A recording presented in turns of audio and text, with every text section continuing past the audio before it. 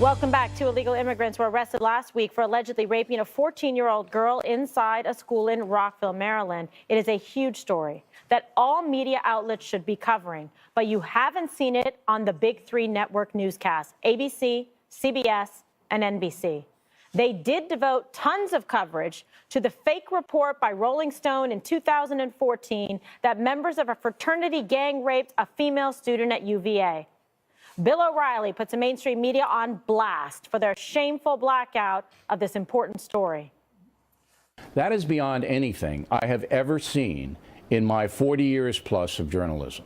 A story of that magnitude ignored by the national media. We all know why. Illegal immigration is a political issue.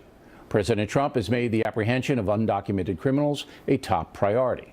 We have a president who vows to stop the illegal alien criminal madness, but we have a media that openly opposes that, allowing the sanctuary movement to pretty much run wild. Okay, Eric, so there's been a lot of discussion about this, and you've seen, obviously, this story covered on Fox News, as it should be, and you can harken back to the time when the UVA story of the rape that didn't occur was given widespread attention all across the mainstream media. Not this important story. Yeah, and O'Reilly was fired up last night. He was really ticked off, and he made a couple of points. We may have made these points as well, but why is a 17 and 18-year-old mixed in with freshman 14-year-old girls? Why does that happen? That was a clear failure. This is me now. This is a clear failure by the school board and the principal. I mean, there's no way that should happen. It can't happen. They have to fix that. And it may be because they're so PC, politically correct, fear of looking like they're being, I don't know, less than discriminatory or. Yeah, that's mine. It's Kevin Sorbo. Kevin Sorbo. But the point is, look, illegals, and I'll say it again, we have this argument on this show quite a bit. Illegals commit crime, violent crime, not the crime of coming over here illegally. They commit violent crime after they're caught at a far higher rate than the national population, somewhere around 4 times the number that they actually represent. All right, Dana, so you want to? I don't think that's true. I looked it up. No, I did. Well, unless the brain room was wrong, so yeah, I got the high rates of legal or illegal not linked to crime spikes. From 1990 to 2013, the illegal population tripled, but crime declined 48%. Murder, rape, and assault. On the federal level. Yeah, that's what I'm doing. I'm doing national level of violent crime. I will send you the info. It's almost 4 times. I got mine today not from the Fox News brain room. I got it from an independent source. But maybe the brain room has a different source than I do. Maybe they do.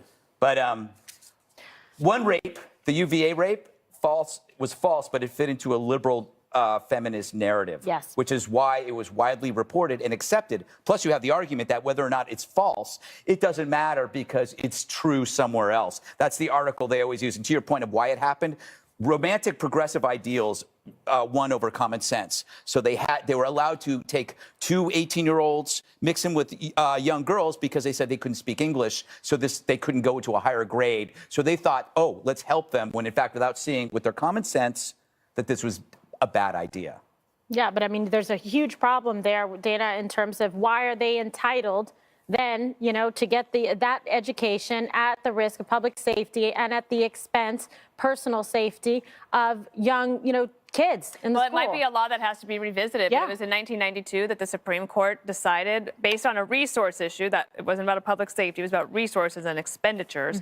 But in that case, in 1982, the Supreme Court said there would be more harm if you do not educate them. So that's why these school districts do that. I don't think it's appropriate to put 18-year-olds in with freshmen, but I also imagine from a resource standpoint that school's like, well, where else are we going to put them because they have to be in a remedial English class. There's all sorts of problems here. I would say that because of the publicity on sanctuary cities and the concerns, also about when you look at President Trump and the push he has made, the movement is against sanctuary. So the governor of Maryland, Larry Hogan, has said that if the state of Maryland sends him a bill about sanctuary, making it a sanctuary state, he would veto it. And you saw mayors in Florida saying, we're not going to do the sanctuary thing anymore. So there is actually a movement against sanctuary, which will probably grow. Yeah, well, I'm against sanctuary schools. I mean, if you're coming into this country illegally and you shouldn't be here and they should have been deported, that's where they go. Go back to school wherever you came from and don't make it an obligation, a taxpayer expense and a public safety expense.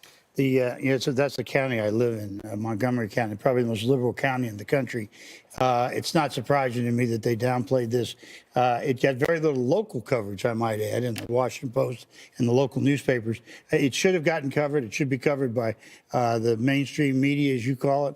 It should be covered by a lot of people because rape is rape, and it is, whether it's done by people who are citizens of this country or not, it is a plague on our country, and it should be reported. Okay, great. Ahead, New York City's far-left mayor has just ordered schools to block immigration enforcement officials from entering. Bill de Blasio's very bad decision next.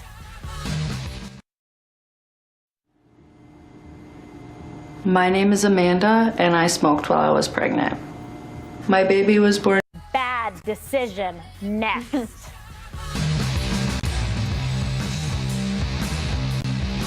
In a press conference on Tuesday, New York City Mayor Bill de Blasio announced his deputies will block ICE agents from entering public schools, even though no one said they were going there in the first place. So how will he block these non-existent invaders? It's a good question. He brags about denying entry unless there's a warrant, which is how things work, you dumbass. Yep, it's an official medical diagnosis. De Blasio is a dumbass. Dumber than 6 pounds of dead flounder. No offense to dead fish. Oh, the mayor, he acts the hero, protecting the city from make-believe threats as he fails to protect us from real threats, like criminally stupid mayors. De Blasio isn't just dumb, he's dangerous, and he tries to hide it with cheap, grandstanding press conferences. See, just last week, an insane ex-con ran down a medic in her own ambulance. She left behind 5 children. The deranged killer had 31 arrests. Assault, robbery, weapons charges. But worse, a judge just appointed by the mayor had the chance to hold this maniac, but let him go. Free then to murder a mom. So while Mayor McFreak fakes compassion by creating a comic book threat of ICE invaders, his bumbling, incoherent policies turn innocents into sitting ducks for madmen. Sorry, Lurch. The threat isn't from immigration agents. It's progressive punks who put politics before safety. And so in New York, madmen can roam free and even become mayor. I don't like this person. No, come on. No, I don't. He's really the worst. When is somebody at this table going to run for mayor? It's either going to be... You keep looking at me. No, it's either you or You're Eric. pay my bill. Oh, no, I'm not. Yeah. But you can win. You would wipe the floor with this mop. I would make him cry for his mother so fast. You have no idea. If you're looking for a safe space, crawling in the corner. But how can... this was all grandstanding. It's like, hey, I'm the heroic guy, but he doesn't protect the city. Well, this is the problem, and you really can't see the difference. We've all been in New York now for a while, and you see the difference from when, Bloomberg was mayor, Giuliani, to now. I mean, it's just shameful. I literally can't even, I'm like, wait, am I in the right, up where I live, will not say, it's not nice. It's a mess there. We never get any of the snow plowed. All the garbage isn't collected. It's like, okay, I got it. I got the joke, but enough is enough. Be mature, do your job. Don't discriminate on people that you think didn't vote for you and earn the job of being mayor. He wants to run for re-election. Well, what exactly has he done? He's not made the place safer. No. Got rid of stop and frisk. Yeah. Well, Police department demoralized. He did purposely not fly your neighborhood. There's no question about that.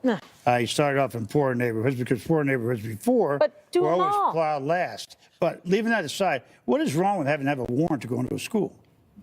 You should.